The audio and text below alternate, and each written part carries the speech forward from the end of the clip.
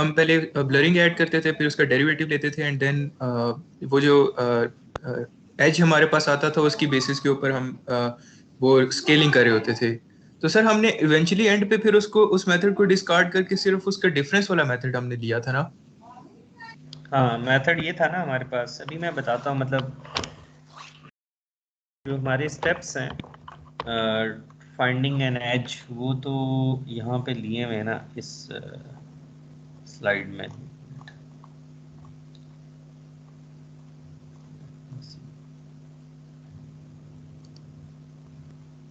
ये है ना, ये आप इसकी बात कर रहे हैं कि अगर हमारे पास एज है तो डेरिवेटिव लेना है, लेकिन डेरिवेटिव से पहले स्मूथिंग करेंगे। तो स्मूथिंग की और डेरिवेटिव लिया तो एज पता चल जाता है। लेकिन एज कहाँ पे है, उसके लिए एक दफ़ा डेरिवेटिव और लेना होता है। तो बेसिकली स्मूथिंग, एक दफ़ा डेरिवेटिव लिया और फिर दोबारा डेरिवेटिव लिया, तो 3 स्टेप्स हैं। तो तीनों जो स्टेप्स हैं they can be represented as filters: smoothing, derivation and again derivation. तो उन सबको हमने कंबाइन कर दिया, तो हमारे पास एक ही फिल्टर रह गया जिसको हम ये मैक्सिकन हेड या लप्लाशियन ऑफ गाउसियन कहते हैं। तो ये जब हम अप्लाई करेंगे तो जहाँ पर ये पॉइंट ऑफ इन्फ्लेक्शन आएगा वहाँ पे एज होगी। जहाँ सेकंड डेरिवेटिव 0 होता है वहाँ पे चेंज आई थी ओरिजिनल सिग्नल में। तो अब हमें किसी ने बताया कि अगर आप सिग्नल पे 2 गाउसियंस अप्लाई करेंगे ना और उनका डिफरेंस लेंगे, यहाँ पे आप देख लें ये जो फिल्टर की शेप है ये आपको नज़र आ रही है ना, इन्वर्टेड हैट है। तो हमें किसी ने कहा कि आप इस तरह करें कि आप ज़रा ये देखें कि आपने एक सिग्मा वाली स्मूथिंग अप्लाई की और दूसरी सिग्मा वाली स्मूथिंग अप्लाई की। एक सिग्मा दूसरे से बड़ा है k टाइम्स, और उन दोनों का डिफरेंस लें और प्लॉट करें ना, तो वो भी इन्वर्टेड हैट ही है। तो काम तो हम इन्वर्टेड हैट वाला करना चाहते हैं ना। तो इन्वर्टेड हैट का मतलब ये है कि ये स्मूथ और फिर 2 डेरिवेटिव्स। इन्वर्टेड हैट हमें ये बताता है कि स्मूथिंग भी करेगा ये और 2 डेरिवेटिव भी कैलकुलेट करेगा। तो हमने कहा कि इसको हम सिंप्लीफाई कर सकते हैं कि अगर हम एक, कैसे सिंप्लीफाई हो गया ये? सिंप्लीफाई ऐसे हो गया ना, ये आपका इमेज है। तो सबसे पहले आपने इसको एक सिग्मा से अप्लाई किया, स्मूथ किया। लेट्स इसको मैं ग्रे कहता हूँ। और उसके बाद एक डेरिवेटिव फिल्टर हमने अप्लाई किया, लेट्स से +1 -1। तो हमारे पास रेड कह देता हूँ, और फिर दोबारा हमने ये चीज़ रिपीट की।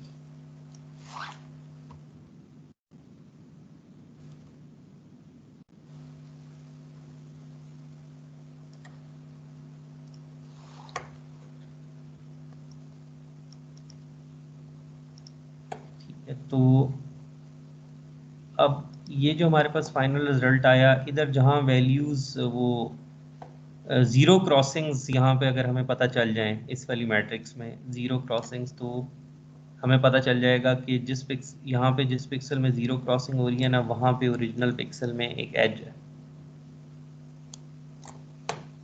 तो हमें किसी ने कहा कि ये करने की बजाय आप अच्छा ठीक है, उसमें ये था कि एज तो हमें पता चल गई, लेकिन अब जो जिस चीज़ का हमें पता नहीं चला वो ये नहीं पता चला कि ये जो जिस पिक्सल पे एज है उसके इर्द गिर्द हम कितना बड़ा पैच क्रॉप करें। Yes sir. तो ये पता चलाने के लिए ना हमें हमें किसी ने कहा कि आपने ये एक सिग्मा के लिए किया है ना, तो आपके पास एक ये वैल्यू आ गई है,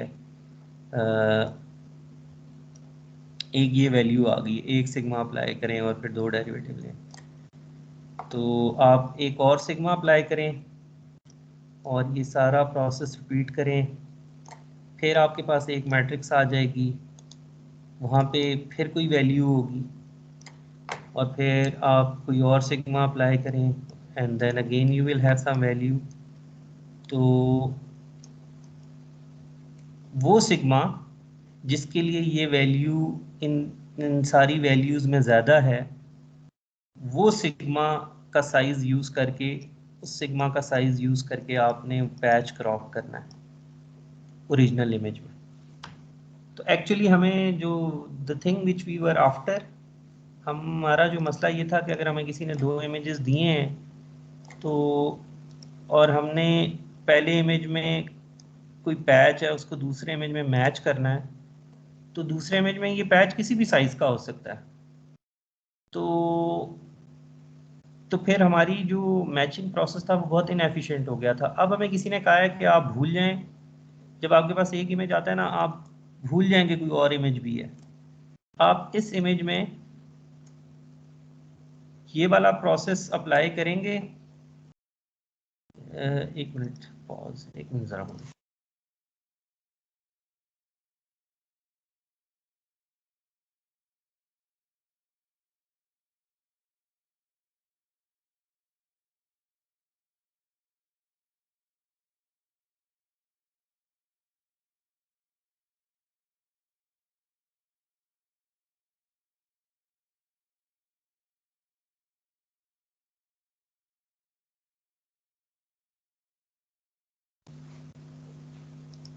जी, तो आई एम बैक। तो वो कहता है, जो हमें बताया गया ना, ये सारे प्रोसेस का फ़ायदा वो ये है कि हमें दूसरे इमेज की तरफ देखने की ज़रूरत ही नहीं पड़ेगी। हम इस इमेज को देखेंगे और हम पता चलाएंगे कि किस पिक्सल पे एज है, और ये वाला प्रोसेस हमें बता देगा कि आप इस पिक्सल के इर्द गिर्द कितना बड़ा पैच क्रॉप करें। तो हमने ये पैच क्रॉप करके रख लिया। अब लेट से कोई और इमेज आता है, उस इमेज में ये चीज़ जो है ना 2 टाइम्स छोटी हो गई है, तो उस इमेज पे जब हम ये प्रोसेस अप्लाई करेंगे ना दोबारा, तो उस इमेज में जो गाउसियन ये वैल्यू सबसे बड़ी बता रहा होगा ना, वो इस वाले गाउसियन से 2 टाइम छोटा गाउसियन होगा। तो उस इमेज में से हम वो वाला पैच 2 टाइम्स छोटा सैंपल करेंगे, और इस इमेज में से हमने बड़ा सैंपल किया हुआ है। सर, और अब जी सर ये रिपीट कर देंगे थोड़ी सी, ये सेकंड पार्ट के दूसरी इमेज वाला ही से। हाँ, दूसरे इमेज में यही है कि ये चीज़ लेट से दूसरे इमेज में हाफ साइज की थी, ये जो इस पैच में नज़र आ रही है, इस पैच में जो चीज़ नज़र आ रही है ना, वो दूसरे इमेज में आधे साइज की होगी। दूर से देख लें आप उसको। तो जब उस इमेज में आप ये सारा प्रोसेस रिपीट करेंगे ना, मल्टीपल गाउसियन से स्मूथ करेंगे, फर्स्ट डेरिवेटिव लेंगे, सेकंड डेरिवेटिव लेंगे, तो उस इमेज में जो वैल्यू होगी जहाँ पे एज थी, लेकिन दूसरे में तो एज होगी ना। हाँ हाँ, अभी तो मैं सुबह ही अप्लाई करता हूँ और सुबह ही इंशाल्लाह अगर अर्जेंट में निकल आए तो वो जिस भी फॉर्मेट में आपको चाहिए वो मुझे फॉर्मेट में वो क्या आप कह रहे हो कि किस तरह से उसको वो मुझे। अच्छा हाँ ठीक। अच्छा, तो दूसरे इमेज में भी तो एज होगी ना उस जगह पे। अब हमने कोशिश ये करनी है कि दूसरे इमेज में ना, क्योंकि वो चीज़ आधी हो गई है, तो हम छोटा पैच क्रॉप करें। लेकिन तो ये हमें जो ये सारा प्रोसेस है ना, वो ये बता रहा है कि दूसरे इमेज में ये गाउसियन जो होगा ना, वो इस इमेज के गाउसियन से जो हाफ साइज का गाउसियन होगा ना, वो मैक्सिमम वैल्यू प्रोड्यूस करेगा इस पिक्सल पे। तो फिर हम उसमें उस इमेज में से आधे साइज का पैच क्रॉप कर लेंगे, इस इमेज में फुल साइज और इसमें उससे आधे साइज का। और अब जब हमने इनको मैच करना है ना, इनको कोरिलेट करना है, तो बस आप इनका साइज बराबर कर लें। कैसे करते हैं आप सिग्नल प्रोसेसिंग में साइज बराबर दो चीज़ों का? रीसाइज करके। सर सैम्पलिंग, डाउन सैम्पलिंग या हाँ, आप अप सैम्पलिंग करते हैं ना। तो इस पैच को आप सैंपल करके इस पैच के बराबर कर लें, और अब कोरिलेशन कर लें में और इस पैच में। तो क्योंकि चीज़ एक ही है दोनों में, तो कोरिलेशन जो है ना बहुत अच्छा स्कोर देगी। अगर मैं इस इमेज में जो चीज़ है वो उससे बड़ा पैच क्रॉप कर लेता, तो इस पैच का इस वाले फर्स्ट वाले इमेज के पैच से कोरिलेशन स्कोर क्या होना था? कम ही होना था, क्योंकि चीज़ें इसमें कुछ और भी है. Let's say there is a cat inside this and there are other things. तो इन दो पैचेस का जो कोरिलेशन है वो कम ही होना था. तो ये जो मेथड है हमारा, ये हमें बताता है कि कहाँ पे एज है और किस साइज का पैच क्रॉप करना है अराउंड दिस पिक्सल आपने. तो ये प्रॉपर्टी होगी बहुत इंपॉर्टेंट, और दिस रिजल्टेड इन, इसमें फिर जो हमें फायदा हुआ ना, अगर एक इमेज में बहुत सारी एजेस हैं तो हर इमेज में जो जितनी भी, जी सर ये हम जब मतलब एक इमेज का हमने without looking at the second image हमने देख लिया कि ये हमारा इसका क्रॉप का साइज हमने ऑप्टिमल निकाला. फिर जब अब सेकंड इमेज में सर मतलब कि सर हमें ये कैसे पता चलेगा कि हमने जो सेकंड इमेज में ऑप्टिमल साइज का क्रॉप निकालने वाला तरीका तो हमें आ गया, लेकिन सर अब हमें उस लोकेशन, हम मतलब एक पर्टिकुलर जगह पे ये अप्लाई करेंगे ना, वो पर्टिकुलर लोकेशन हमें कैसे फाइंड होगी, या वो हिट एंड ट्रायल से होगी? अच्छा ठीक है, वो मैं बात आपकी समझ गया हूँ व्हाट यू आर आस्किंग. होता ये है कि हमारे पास अगर दो इमेज हो ना, अगर हमारे पास दो इमेज हो तो पहले वाले इमेज में से हम बहुत सारे पैच क्रॉप कर लेते हैं. जो जहाँ जहाँ एज है ना, वहाँ से एक पैच क्रॉप हो जाता है, डिपेंडिंग अपॉन कौन सा गाउसियन वहाँ पे मैक्सिमम स्कोर दे रहा है ना.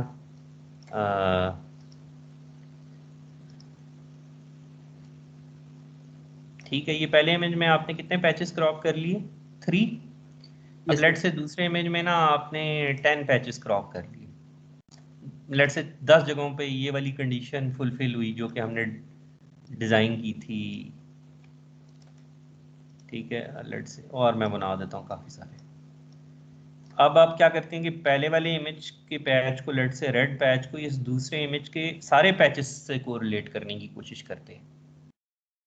और अब जो हमें सिर्फ फ़ायदा ये हुआ है कि ये जो स्केल वाला इशू था ना, वो हमें पता है कि अगर तो ये रेड वाली चीज़ दूसरे इमेज में रिपीट हो रही है ना, उसका साइज जो मर्जी हो, हमें उसका साइज पता है. हो सकता है वो ये चीज़ हो सकता है वो ये चीज़ हो. फिर जब हम इस पैच को लेंगे और इस रेड वाले से कोरिलेट करने लगेंगे, तो फिर हम सिंपल अप सैम्पलिंग करके इनका साइज बराबर करके कोरिलेशन कर लेंगे. अगर आपने सही साइज की चीज़ क्रॉप कर ली थी तो इनका कोरिलेशन स्कोर अच्छा होना चाहिए. Yes sir. ठीक है, तो any question about this process? This was a very beautiful property. अच्छा, ओरिजिनल क्वेश्चन ये था कि हम एक्चुअली तो ये वैल्यू कैलकुलेट करना चाहते हैं ना, उसके लिए हमें दो डेरिवेटिव कैलकुलेट करने पड़ रहे हैं और एक दफ़ा स्मूथ करना पड़ रहा है. तो ये जो डेविड लोइड साहब थे ना, इन्होंने हमें बताया कि इतना कॉम्प्लेक्स काम ना करें आप, सिंपल एक इमेज, ये एक गाउसियन आपने अप्लाई किया हुआ है, ये दूसरा गाउसियन अप्लाई किया हुआ है आपने, तो ये आगे वाले काम करने की ज़रूरत नहीं है आपको. आप इन्हीं इमेजेस का डिफरेंस ले लें. इन इमेजेस के डिफरेंस से जो आपके पास रिजल्ट आएगा वो यही वाला होगा या इस जैसा होगा. तो इस वजह से हमने अपनी कंप्यूटेशंस को कम किया और we started using this function.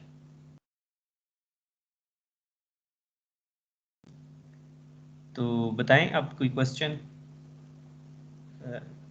Original question यही था कि इस डिफरेंस क्यों ले रहे हैं? Yes sir, now it's clear, thank you. अच्छा, तो फिर ये जो है ना, ये बहुत फेमस डायग्राम है. जिस तरह हम न्यूरल नेटवर्क्स के वो पूरी बनाते हैं ना ब्लॉक्स, उस तरह हम कंप्यूटर विजन में ना, ये for the first decade of this century this is what we were doing. ये हमारे पास एक इमेज है. ये इमेज पे हमने, ये जो लेफ्ट साइड पे बॉटम पे इमेज है, इस पे हमने एक गाउसियन अप्लाई किया है. इसके ऊपर जो इमेज बना हुआ नज़र आ रहा है आपको, सेकंड लास्ट, इस पे एक और वेरिएंस का गाउसियन अप्लाई किया है. तो वी हैव अप्लाइड वेरियस गाउसियंस और उनका डिफरेंस ले रहे हैं। फिर हम ये कहते हैं कि अच्छा ये हो सकता है कि चीज़ बहुत ही छोटी हो जाए, तो फिर हम क्या करते हैं कि इमेज को छोटा कर देते हैं and again start applying different Gaussians. तो कितने गाउसियन अप्लाई करने हैं एक लेवल में, it is your choice. David Lowe ने शायद 5 में किया होगा, तो इस वजह से इस तस्वीर में 5 नज़र आ रहे हैं।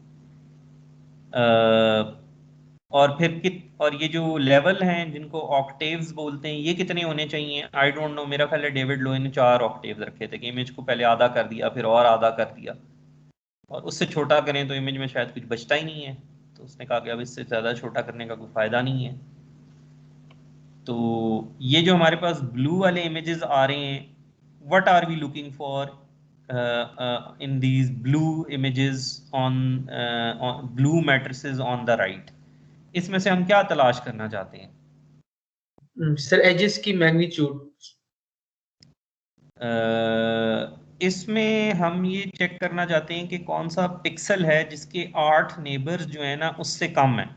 एक तो ये चीज़ है, और फिर हम ये चेक करना चाहते हैं कि उससे उससे एक नीचे वाला इमेज और एक ऊपर वाले इमेज में एक पिक्सल एक लेवल में उसके दूसरे लेवल में कितने नेबर्स हैं, उससे ऊपर उसके 9 नेबर्स हैं,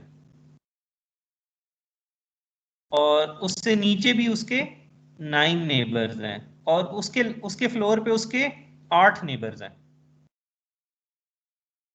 दिस इज राइट? ये बात मैं ठीक कह रहा हूँ? Yes sir. तो हमें वो वाला पिक्सल चाहिए पहले, इसमें से वो वाला पिक्सल चाहिए जो ये कंडीशन फुलफिल करता हो। तो इस कंडीशन को फुलफिल करने का मतलब ये है कि जिस लेवल पे वो है ना, उस लेवल का सिग्मा हमें पता है। तो हमने इस पिक्सल के इर्द गिर्द नेबर्स तो 3x3 में ही चेक किए हैं, लेकिन कितने पिक्सल्स ओरिजिनल इमेज में से क्रॉप होंगे वो हमारा सिग्मा का वेरिएंस बताएगा। तो इस मैट्रिक्स में से हम एक ऐसा पिक्सल चाहते हैं जो कि लोकल मैक्सिमा हो या एक्सट्रीमा हो। तो ये हमारे पास आ जाता है, ये बेसिकली फाइनल रिजल्ट। हमारे पास एक इमेज है, उस पर हमने मुख्तलिफ सिग्मा अप्लाई किए, फिर कंजेक्टिव सिग्मा का डिफरेंस लिया, तो ये वाला इमेज आ गया आपके पास, ये जो बॉटम में आपको नज़र आ रहा है एज इमेज। और आपने देखा ना चौथे लेवल के बाद तो इमेज बहुत ही छोटा हो गया, अब इससे छोटा करेंगे तो शायद नजर ही ना आए। तो उन्होंने कहा कि ठीक है बस 4 लेवल तक ही ना हम कर लेते हैं। तो there are 4 octaves and in each octave there are 5 sigmas, और ये सिग्मा डिफरेंट है हर ऑक्टेव में। इधर बड़ा इमेज है तो बड़े वाला सिग्मास होंगे, और इधर छोटे वाला इमेज है तो इधर छोटे वाले सिग्मा होंगे। तो अब हमारे पास ये मैट्रिसेस आ गई, और अब हमने हर ऑक्टेव में ना वो पॉइंट चेक करना है जो कि वो कंडीशन फुलफिल करता हो। वो पॉइंट हमें जब पता चल जाएगा तो हमें ये भी पता चल जाएगा कि इस पॉइंट के इर्द गिर्द कितना बड़ा पैच क्रॉप करना है हमने। तो पहले हम एक्सट्रीमा पॉइंट्स निकालते हैं, और फिर हम कहते हैं कि नहीं हमें सिर्फ स्ट्रॉन्ग वाली एजेस चाहिए, तो हम जिनका रिस्पॉन्स सबसे ज़्यादा है ना बस उनको रख लेते हैं। तो कुछ कम हो जाती हैं शेडोज़ की वजह से जो बन रही होती हैं, दे आर रिमूव्ड। और उसके बाद हम ये देखना चाहते हैं कि कौन सा एज पिक्सल है जिसके नेबरिंग एज पिक्सल का डायरेक्शन जो है एंगल वही है जो इस पिक्सल का है। तो दिस मीन्स कि these pixels lie on an edge, और हमने देखा था कि जो लाइन पे इंटरेस्ट पॉइंट्स की पॉइंट्स लाई करते हैं, they are difficult to match in the second image, क्योंकि लाइन पे कोई रेफरेंस नहीं होता। इसी तरह होमोजीनियस रीजन में, टेक्सचरलेस रीजन में कोई रेफरेंस नहीं होता। तो इस वजह से फिर हम सिर्फ वो वाले पॉइंट्स रख लेते हैं जो कॉर्नर पे लाई करते हैं। तो these are the good points and we know किस साइज का पैच क्रॉप करना है। और अब अगर आइंस्टाइन की पिक्चर किसी और इमेज में नजर आएगी आपको, तो उसके भी इसी तरह इंटरेस्ट पॉइंट्स डिटेक्ट होंगे, और उधर भी हर इंटरेस्ट पॉइंट के साथ एक साइज होगा सिग्मा का जो आप क्रॉप करेंगे पैच उस इमेज में से, और फिर इन दोनों पैचेस को मैच करेंगे तो चांसेस आर के कोरिलेशन का स्कोर अच्छा आए। ठीक है, तो इस वजह से हम इंडिपेंडेंटली प्रोसेस कर सकते हैं इमेजेस को using this method of David लोए। सर जी सर जो हमने पैच क्रॉप किया है उसका साइज डिपेंड कर रहा है वैल्यू ऑफ सिग्मा के ऊपर। तो जी। वो सिग्मा इनिशियली तो हमने दो डिफरेंस लिया था ना, दो दो सिग्मा वैल्यूज लेके चल रहे थे, उनका डिफरेंस था, तो हम कौन सा चूज करेंगे? अब आई डोंट नो इन्होंने, so this is a very interesting thing. when he wrote his paper, I think so he published a patent before publishing his paper, and that was a time when people did not used to give the code away. 2004 में paper publish करते थे लोग, code नहीं देते थे। अब जो strategy is कि give the code otherwise you will not get any citation. अब आप जो भी नेटवर्क पढ़ते हैं ना, इसका कोड आपको मिल जाता है।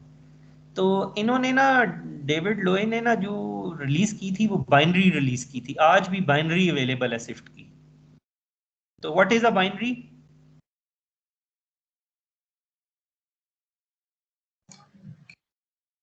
सर दो वैल्यूज होती हैं इसमें। नहीं नहीं, वो बाइनरी फाइल की बात कर रहा हूँ जो कोड में एग्जीक्यूटेबल जो होती है। मतलब कि सर जो खाली आउटपुट जनरेट करके सोर्स दे। कोड नहीं दिया सर। हाँ, मतलब कोड नहीं दिया, वो एग्जीक्यूटेबल बना कर दे दिया आपको। तो अब आपको पता नहीं है कि वो जो पेपर में बात कर रहे हैं क्या कोड में भी वही बात है। ऑब्वियसली वही होगी, बट जो डाउट्स थे, जो पेपर में डिटेल्स अवेलेबल नहीं थी, वो अब आप कैसे पता चलाएं? कोड तो बाइनरी में है। या तो है कि आप एक और कोड लिखें इनके पेपर को देखकर और कंपेयर करें, तो that never happened. I mean the code which he has provided, still everybody uses that Swift code. जो बाकियों ने लिखा था वो इतना अच्छा काम नहीं करता जितना इनका अपना दिया हुआ कोड काम करता है अच्छा। फॉर एग्जाम्पल अब, और I don't think so MATLAB में स्विफ्ट अवेलेबल है, पाइथन में स्विफ्ट अवेलेबल है, ओपन सीवी में स्विफ्ट अवेलेबल है। This is not available. There are other methods similar to this. तो this was very interesting thing कि अब जो क्वेश्चन है वो कौन बताए। तो मेरा ख्याल है, मेरा अपना गेस ये है कि आप दोनों का एवरेज ले लें।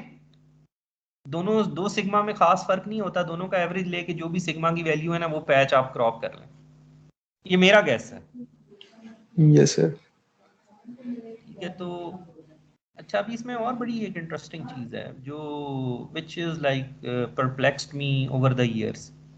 अच्छा, पहले चलिए वो हम बाद में बात करेंगे।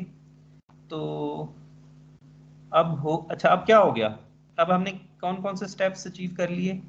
हमने कहा कि ये जो हमारा सिंगल इमेज है ना, इसका ये, अगर आपने इस पिक्सल के इर्द गिर्द कोई पैच क्रॉप करना है ना, तो उसका साइज रेड वाला होना चाहिए।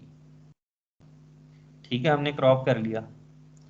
तो व्हाट अबाउट कि ये रेड वाली चीज दूसरे इमेज में रोटेटेड हो?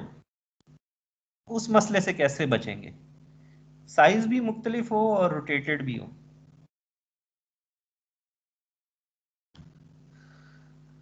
सर हम लेबल नहीं कर सकते उन स्पेसिफिक एरियाज को, मतलब उन पे एक लेबल लगा दें ताकि वो रोटेशन हो भी तो हमें वो पता हो। तो वो तो आप लेबल कर रहे हैं ना, तो आप तो चाहते थे कि कंप्यूटर सॉल्व करे प्रॉब्लम, ये तो अब आप सॉल्व करके दे रहे हैं कंप्यूटर को। मतलब मैंने एक सीन की तस्वीर खींची है, ये जो मैंने अभी आपको तस्वीर दिखाई है, इसमें आप कैसे लेबल लगाएंगे? मतलब imagine a robot is in this area. So can I go and change the color of the peak of this mountain? तो we want things सही to नहीं happen होगा। automatically. अब जो है वो है, उसको मैच करना है। तो इसका हमने तरीका देख लिया था कि अब जब दूसरे इमेज में ये चीज़ रोटेटेड है ना, फर्ज करें ये दूसरे इमेज में बिल्कुल हॉरिजॉन्टल हो गई ये चीज़, तो अब वहां पे जो सिग्मा आएगा हमारे पास वो इतना ही बड़ा होगा।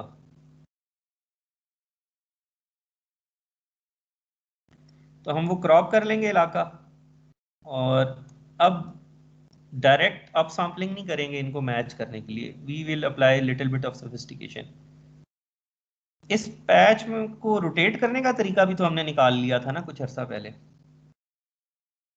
हमने कहा था कि हम हर पैच का जो डोमिनेंट एंगल होगा वो वर्टिकल कर देंगे। लेट से कैसे करेंगे इस पैच का डोमिनेंट एंगल वर्टिकल? सर वो हमने देखा था कि डेरिवेटिव लेके वो एक फ्रीक्वेंसी चार्ट बनाएंगे, उससे highest frequency, highest most occurring angle निकाल लेंगे। हाँ, मतलब हमने डेरिवेटिव कैलकुलेट करना है इस पैच का। वो तो हमने किया ही हुआ है ना, ये ऊपर यही कर रहे थे ना सारा कुछ। तो हमने जाके चेक करना है इस पिक्सल पे ग्रेडियंट का क्या एंगल है, इस पिक्सल पे ग्रेडियंट का क्या एंगल है, इस पिक्सल पे ग्रेडियंट का क्या एंगल है।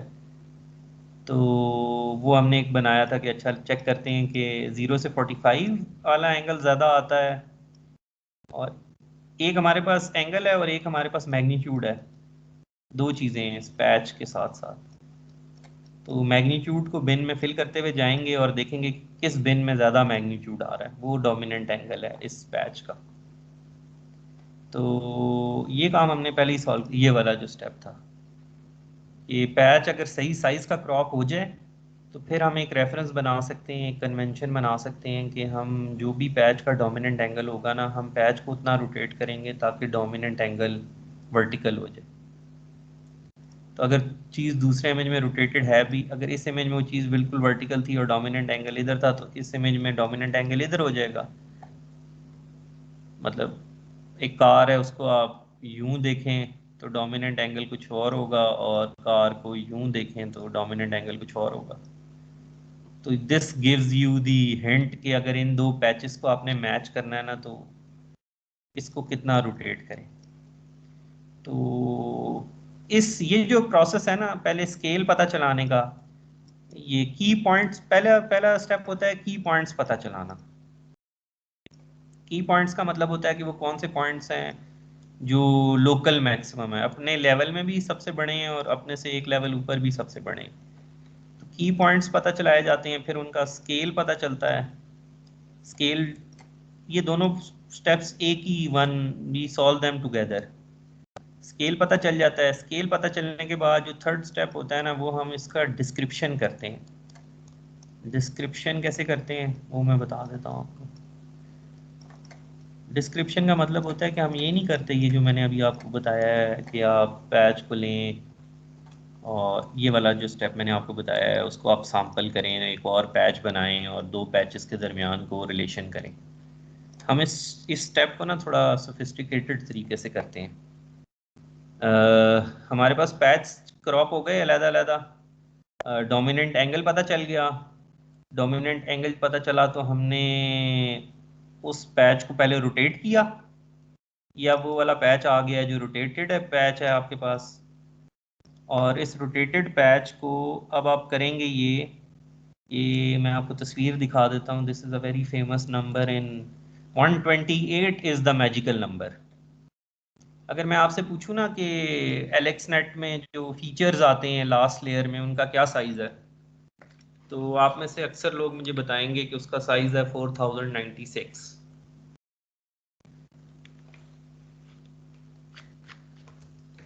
तो इस 4096 से पहले जो इम्पोर्टेंट होता था ना, वो ये होता था। अब ये देखें, इमेजिन करें ये पैच डिटेक्ट हुआ, ये मतलब की पॉइंट डिटेक्ट हुआ इस जगह इमेज में।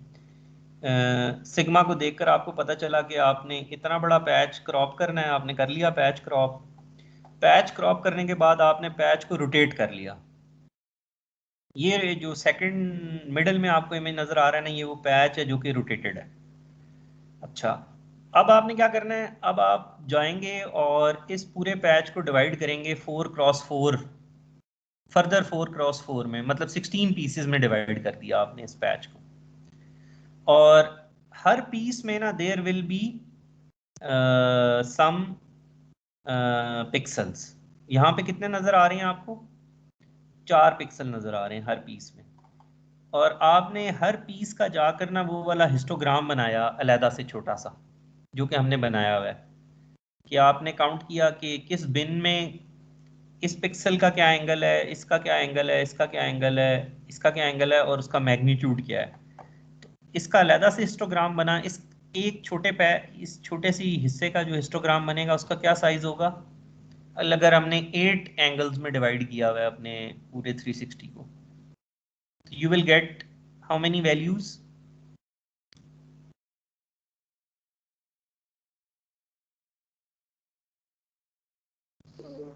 सेवन 8 आएंगी ना, 8 हिस्सों में डिवाइड किया हुआ है ना। ये देखिए प्लॉट भी 8 ही किए हैं मैंने, 1 2 3 4 5 6 7 8, 8 वैल्यूज इसमें से आ गई, अगले में से भी 8 वैल्यूज आ गई, अगले में से भी 8 वैल्यूज आ गई, तो टोटल कितनी होगी? 16 इंटू 8 128. तो the patch was converted into a 128 dimensional vector. Her patch को ना हमने 128 डायमेंशनल वेक्टर में कन्वर्ट कर दिया। पैच डिटेक्ट हुआ, उसका साइज पता चला कितने पे क्रॉप करना है, उसका एंगल पता चलाया, उसको रोटेट किया, तो एक पैच बना लिया। अब इस पैच को जो है ना एक वेक्टर में कन्वर्ट कर दिया। अब जो हम करेंगे काम वो ये होगा कि सिर्फ इन वेक्टर्स के दरमियान यूक्लिडियन डिस्टेंस कैलकुलेट करेंगे। तो जिन वेक्टर्स के दरमियान यूक्लिडियन डिस्टेंस कम होगा ना, they have matched.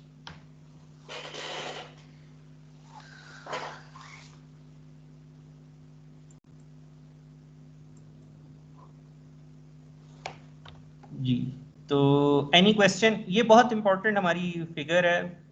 Now we don't, this description is very important. What you have to think, अब थोड़ा सा आपको सोचना पड़ेगा कि how is this as good as, और it is doing something similar with something similar like cross correlation. ये कैसे होगा?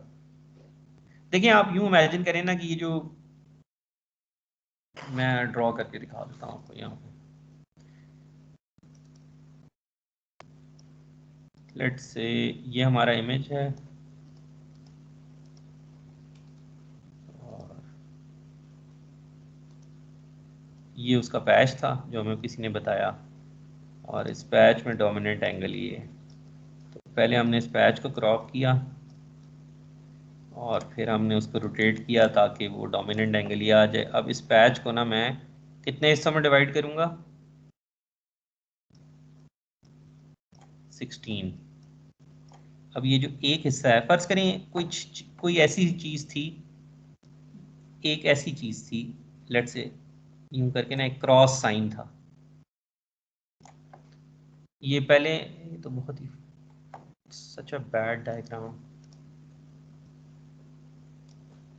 To zoom in, zoom out करके बिल्कुल ही। तो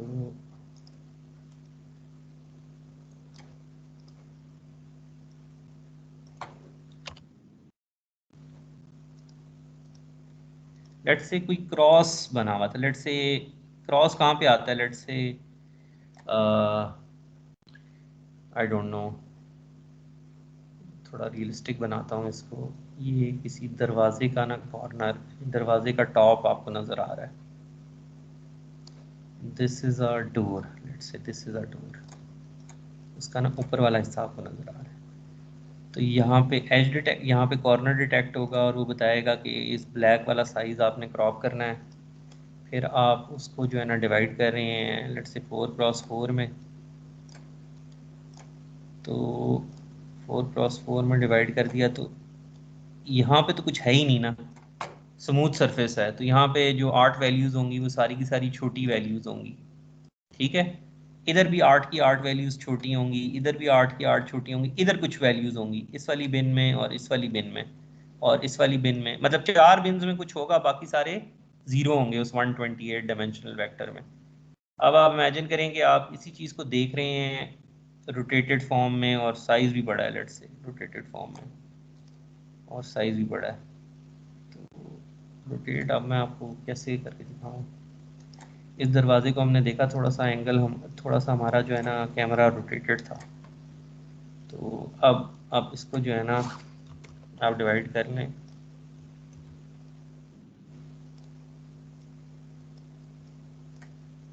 चार में।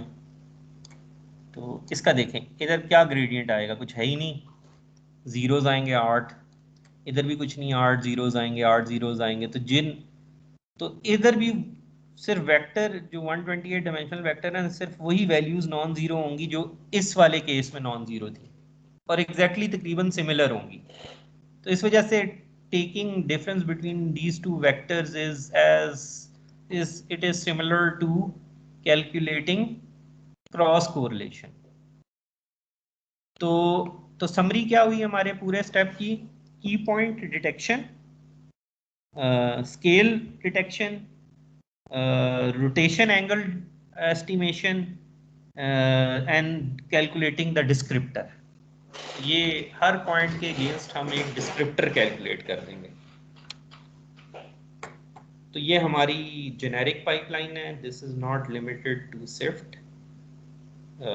There is one lecture left regarding these local points, or it has a very interesting story of how people said कि मैं जो है ना SIFT को ऐसे improve कर दूंगा। For example, you start with SIFT, ये उसके steps हैं जो कि अभी तक हमने decide किए हैं। उसके बाद सर्फ आ गया, उसने कहा कि जी मैं वही काम थोड़ा जल्दी कर दूंगा।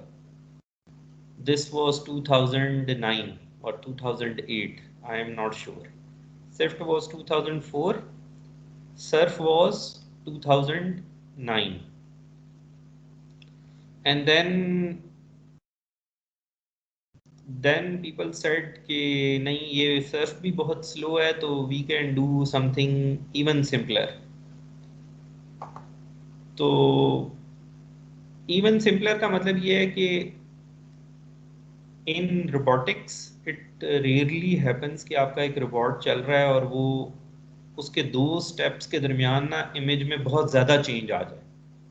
If you are recording a video, one image is, if you are recording at 30 frames per second, one image is almost like the previous image। आप 30 frames per second पे रिकॉर्ड करें ना वीडियो, तो लोगों ने कहा कि we don't need such invariant capabilities के स्केल भी इतना, स्केल बदल जाए और एंगल बदल जाए ना, स्केल इतना बदलता है रोबोट्स के लिए और ना एंगल इतना बदलता है, तो we can do something really simple. तो people came up with this, and then they started coming up with simple कि आप कुछ पिक्सल्स को कंपेयर कर लें तो आप मैच कर लेंगे। तो finally we arrived at BRIEF. इन्होंने कहा कि मैं जो है बाइनरी बनाऊंगा डिस्क्रिप्टर, ये हम देखेंगे, I will go in detail. और फिर दो मेथड्स थे उनकी जो है स्ट्रॉन्ग प्रॉपर्टीज को जोड़कर एक बंदे ने थर्ड डिस्क्रिप्टर बना लिया।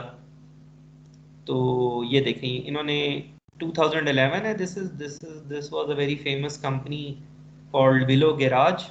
अभी भी शायद एग्जिस्ट करती हो या ट्रांसफॉर्म हो गई हो, आई डोंट नो। वो जो रोबोट्स बनाकर दे स्टार्टेड सेलिंग। तो दिस वाज देयर क्लेम कि we can do something faster than SIFT और SURF। तो this is a very famous paper. Sir ये जो अभी हमने रोटेशन वाला एंड पे मेथड पढ़ा, ये भी बेसिकली SIFT के अंदर ही, लाइक ये कंप्लीट पैकेज के अंदर ही आता है ना SIFT के। हाँ हाँ। तो इन्होंने कहा कि हम चीज़ें जल्दी कर लेंगे, and this was 2011, this was right about the time I was, so SURF was there when I was doing my masters. Before that I was an electrical engineer, मुझे इमेजेस का नहीं पता होता था। When I joined robotics lab, इन्होंने मुझे बताया कि सर्फ कोई बहुत अच्छी चीज़ है। तो फिर everybody was working on Surf in those days. Then this came along, ORB. They said we are faster, and then these guys, ये जो नीचे नजर आ रहे हैं, this was my PhD lab. इन्होंने they just picked this thing and reused that thing in a standard algorithm. तो क्योंकि वो रियल टाइम था तो ये भी रियल टाइम थे, तो they just by doing this thing they implemented state of the art robotic system। ये जो हम कैमरा से पोजीशन पता चलाने के लिए इसको मोनोकुलर स्लैम हम कहते हैं। तो आप ये देखें ORB की कितनी साइटेशंस हैं, 7240, और ये ORB जो उसी चीज को बेस बनाकर काम कर रहा है, उसकी साइटेशन है 3440। तो दिस वाज 2014 आई स्लैम भी गेस। ऑब्जेक्ट डिटेक्शन, क्या लैब क्या? स्लैम भी ऑब्जेक्ट डिटेक्शन के लिए मतलब कि नहीं, स्लैम होता है कि देयर इज ऑटोनमस कार के लिए होता है, दैट्स कि अगर आप सिर्फ इमेजेस से पोजीशन पता चलाना चाहें, that is the second half of this course, जहां हम ज्योमेट्री एस्टिमेट करने की कोशिश करेंगे इमेजेस से। तो उसमें भी हमने करना यही होगा कि हमारे पास इमेजेस होंगे और उनमें से हमने पॉइंट्स को मैच करना है। तो रोबोट के लिए ये ज़रूरी होता है कि आप काम रियल टाइम करके दिखाएं। विजन में we don't care about real time, deep network can take like 10 minutes to give an answer, but we are more interested in things like YOLO that give answer in real time, क्योंकि अगर एक चीज real time नहीं हो सकती तो उसकी practical application तो कोई नहीं है। तो यस सर। तो this is the entire journey. I was in these labs where these things were happening, so I will give you an insight, but that is for the next lecture. So these were two different labs, somebody working in SURF and somebody working in SLAM. और sir ये जो इसमें versions भी लिखे हुए हैं sir, ये मतलब डिफरेंट दफा पब्लिश होता है या ये इसमें मॉडिफिकेशन होती है? कौन सा वर्जन की बात कर रहे हैं आप? सर ये जो साइटेशन के साथ 9 वर्जन 22 वर्जन, ये बेसिकली ये होता है कि maybe the authors presented some, मतलब किसी जगह पे कोई टॉक दी तो प्रेजेंटेशन अपलोड कर दी, उसका भी नाम यही था। फिर कोई कॉन्फ्रेंस पेपर भेजा तो उसका भी नाम यही था। तो फिर जर्नल पेपर भेजा तो उसका भी नाम यही था। तो वो मतलब ऑनलाइन वर्जन यही है कि गूगल को ये चीज़ कहाँ कहाँ मिली है। और ये भी हो सकता है कि वाइल सबमिटिंग पहले उन्होंने एक वर्जन आर्काइव पे अपलोड किया, फिर कोई फिगर चेंज करके एक और वर्जन अपलोड कर दिया, तो गूगल वाज कीपिंग ट्रैक कि अच्छा इन्होंने कितनी दफ़ा PDF चेंज किया। सही सही सर। या ये हो सकता है कि ये लोग डिफरेंट यूनिवर्सिटीज़ में चले गए हों और हर एक ने अपने वेब पेज पे अपना पेपर अपलोड किया हुआ है, तो गूगल को हर जगह से ये किसी नाम का पेपर मिल रहा है। तो इधर 22 वर्जन्स हो गए, या किसी PhD स्टूडेंट ने अपने ब्लॉग में ये PDF अपलोड कर दिया है। सही सही सर, मुझे बस ये लग रहा था कि इन्होंने मतलब 22 दफा इसको मॉडिफाई कर करके इम्प्रूवमेंट्स ला ला के फाइनल तैयार किया शायद। नहीं, वो तो पब्लिश तो वो चीज़ होती है ना जो आप PDF सबमिट करते हैं। तो I don't think so this 9 version means this. तो then the next part of the story is what is happening in six lab. ये मैं आपको अगले हफ्ते बताऊंगा। और तो we will cover this last part of this feature detection and matching. I will advise you to go and study the pipeline of SIFT. If you have any questions, you can ask me. We might have a quiz because now quizzes are allowed. So hopefully next week there will be a quiz. तो कुछ students ने I have counted only 30